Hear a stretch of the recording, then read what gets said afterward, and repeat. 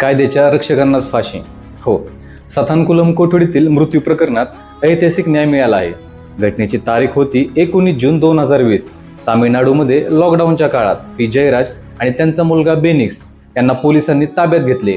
कोठडीत त्यांचा अमानवी पद्धतीने छळ झाला आणि 23 जूनला दोघांचाही दुर्दैवी मृत्यू झाला.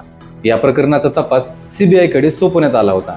सीबीआयने अत्यंत भक्कम पुरावे गोळा केले आणि तब्बल 6 वर्षांच्या कायदेशीर लढाईनंतर 6 एप्रिल 2026 रोजी मदुराई सत्र न्यायालयाने आपला अंतिम निकाल सुनावला. न्यायालयाने सर्व 9 दोषी पोलीस कर्मचाऱ्यांना फाशीची म्हणजेच डेथ पेनल्टी शिक्षा सुनावली आहे. तसेच दोषींना 1,40,00,000 रुपयांचा दंड ठोठावला असून ही रक्कम पीडित कुटुंबाला भरपाई म्हणून दिली जाईल. न्यायाधीश म्हणाले, रक्षकच जेव्हा भक्षक बनतात तेव्हा शिक्षा ही सर्वोच्चच हवी. हा निकाल भारतीय न्यायव्यवस्थेचा मोठा विजय आहे. धन्यवाद.